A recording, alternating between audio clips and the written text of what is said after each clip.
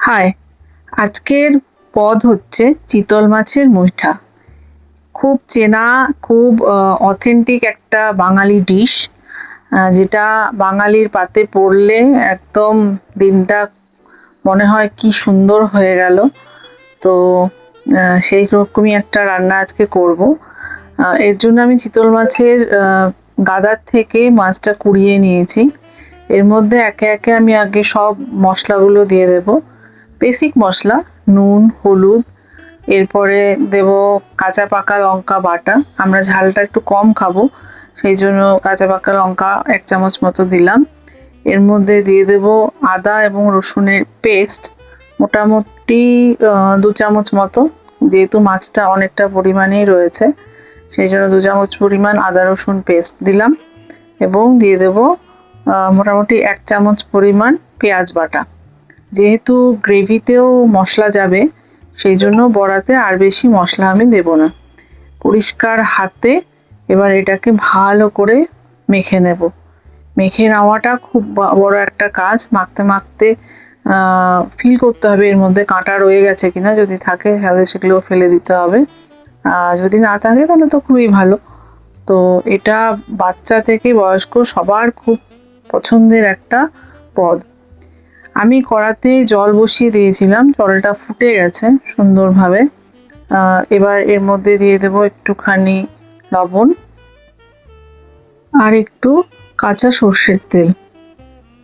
এবার এর মধ্যে জলটা যখন ফুটে উঠবে আমি একে একে মাছ মাখাগুলো বড়ার আকারে বা মুঠার আকারে এর মধ্যে ছেড়ে দেব। এর জন্য কোনো মাছ মাখার মধ্যে কোনো আটা ময়দা কিচ্ছু দেওয়ার প্রয়োজন নেই। শুধু যেভাবে আমি মেখেছিলাম সেভাবে দিয়ে হালকাভাবে জলের মধ্যে ছেড়ে দেওয়া, এবং একটুখানি জলটা ফুটে উঠলে খুন্তি দিয়ে হালকা করে নাড়িয়ে জলের মধ্যে দেখবেন সুন্দরভাবে ভেসে উঠবে বড়াগুলো। এভাবে মোটামুটি 3-4 মিনিট এটাকে ভালো করে ফুটিয়ে নিতে হবে। এরপর আমি এগুলোকে ছেঁকে গামলায় উঠিয়ে নিলাম। এরপরে দেখুন বলগুলো সুন্দর স্পঞ্জের মতো হয়ে গেছে, সফট। এবার আমি যেটা করব সেটা হচ্ছে মাছের যে স্টকটা ছিল সেটাকেও রেখে দেব। পরবর্তীতে যখন আমি মাছের গ্রেভিটা বানাবো তখন এই স্টকটা কিন্তু কাজে লাগবে। কড়া আবার চাপিয়ে দিয়েছি। এর মধ্যে এবার দিয়ে দেবো বেশ খানিকটা পরিমাণ মতো সর্ষের তেল। এই মাছটা কিন্তু সর্ষের তেলেই রান্নাটা বেশি স্বাদ হয়, তাই সাদা তেল যদি কেউ ব্যবহার করেন তাহলে সাদা তেল করতে পারেন, কিন্তু আমি সাধারণত এটা সর্ষের তেলেই করে থাকি। একটু ভালো পরিমাণ মতো সর্ষের তেল দেব। দিয়ে এবার এই যে বড়াগুলো আমি ভেজে সেদ্ধ করে রেখেছি এইগুলোকে কিন্তু এবার তেলে ভেজে নিতে হবে, না হলে কিন্তু বড়ার মানে কষানোর যে একটা স্বাদ সেটা কিন্তু হবে না। তো আগে আমি তেলটা ভালো করে গরম হলে এর মধ্যে একটুখানি নুন দিয়ে দিয়েছি এবং বড়াগুলো এর মধ্যে আমি ছেড়ে দেব। অল্প অল্প করে ছাড়বো এবং কড়াইয়ে খুন্তি দিয়ে নাড়তে থাকবো যাতে তলারগুলো উপর দিকে উঠে আসে। এভাবে পুরো যতটা পরিমাণ আমার হয়েছে, বেশ ভালো পরিমাণেই আমার হয়েছে, পুরোটা একবারে দিয়ে সুন্দর করে আমি আস্তে আস্তে কষিয়ে নেব। দেখুন যাতে লাল লাল হয়ে যায় বড়াগুলো। আর একদিকে আমি আলুর মধ্যে নুন এবং হলুদ দিয়ে মেখে রেখেছি বেশ খানিকটা সময়, যাতে আলুর মধ্যে নুন হলুদটা ঢুকে যায় সেই জন্য। এদিকে আমার বড়াটাও প্রায় ভাজা হয়ে এসেছে, মুঠাগুলো লাল লাল হয়ে ভাজা হয়ে এসেছে দেখুন। এইভাবে সবটি মুঠা কিন্তু আমাকে সুন্দরভাবে ভেজে নিতে হবে। এরপর আমি মুঠা নামিয়ে নিয়েছি এবং কড়াইতে যা তেল ছিল তার মধ্যে আর অল্প পরিমাণ তেল দেব। দিয়ে এবার এখানে আমি আলুগুলোকে ভেজে নেব। তার আগে এর মধ্যে আমি ফোড়ন দিয়ে দেবো তেজপাতা, শুকনো লঙ্কা, জিরা, 2টো এলাচ এবং দারচিনি। ফোড়নে দিয়ে দিলাম। ফোড়নটা আসলে বেশ সুন্দর একটা গন্ধ বেরোবে। এই পর্যায়ে এবার আমি আলুগুলো অ্যাড করে দিলাম। আলুগুলোকে তেলের সঙ্গে সুন্দরভাবে মিলিয়ে ভেজে নেব।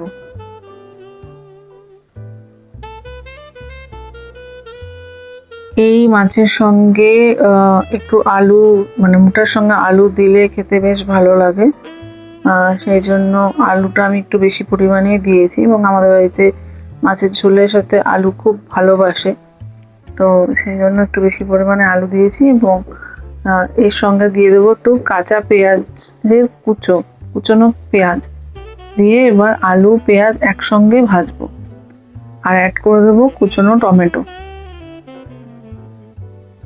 এতে করে ঝোলের কালারটা খুব সুন্দর আসবে এবং স্বাদ তো নিশ্চয়ই ভালো হবে।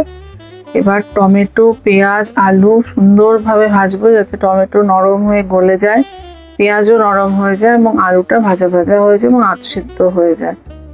কারণ আমার কাছে অলরেডি মাছের স্টক রেডি রয়েছে। এর মধ্যে এবার অ্যাড করবো মশলা, আদা এবং রসুন বাটা 1 চামচের একটু বেশি, পেঁয়াজ বাটা প্রায় 1.5 চামচ মতো দিয়ে এটাকে ভালোভাবে মেশাবো। লঙ্কা বাটা, যেহেতু বড়াতেও আমি লঙ্কা দিয়েছি, লঙ্কাগুলো বেশ ঝাল, তাই আমি 1 চামচ মতো লঙ্কা বাটা দিয়েছি, কাঁচা পাকা লঙ্কা বাটা। এর মধ্যে অল্প নুন হলুদ আমি অ্যাড করব,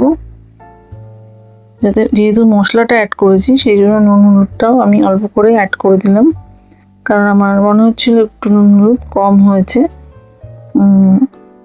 এটাকে কষাতে থাকবো এবং এর মধ্যে অল্প পরিমাণ জল দিয়ে কষাবো যাতে মশলাটা লেগে না যায়, যেটা আমরা সবাই জানি।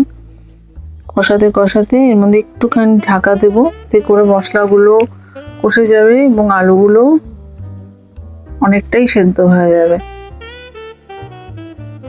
দেখুন মশলা কিন্তু প্রায় কষে এসেছে, কড়াই ছেড়েও দিয়েছে, লাল হয়ে গেছে, রংটা একদম পরিবর্তন হয়ে গেছে।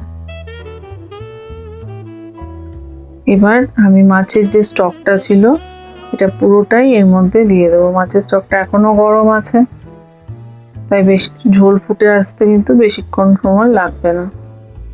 ভালো করে এবার মিলিয়ে দেবো মশলা, মাছের স্টক, সবজি যা দিয়েছি সবটা মিলিয়ে দিয়ে এবার ঢাকা দিয়ে দেবো 3-4 মিনিটের জন্য।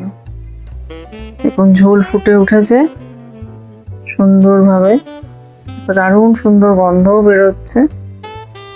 এই অবস্থায় মাছের যে মুঠাগুলো ছিল, চিতল মাছের মুঠাগুলো, এগুলো আমি ঝোলের মধ্যে ছেড়ে দিলাম।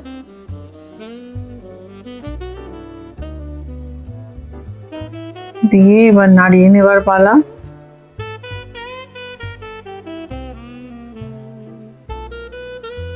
কিছুক্ষণ আমাকে সময় ফুটতে দিতে হবে যাতে ঝোলটা বড়ার মধ্যে ঢুকে যায়।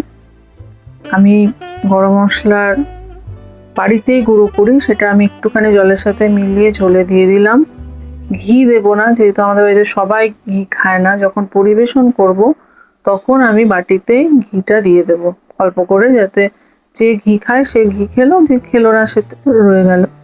একটুখানি চিনি দিলাম স্বাদকে ব্যালেন্স করবার জন্য, দিয়ে এবার এটাকে নাড়িয়ে আমি ঢাকা দিয়ে দেব।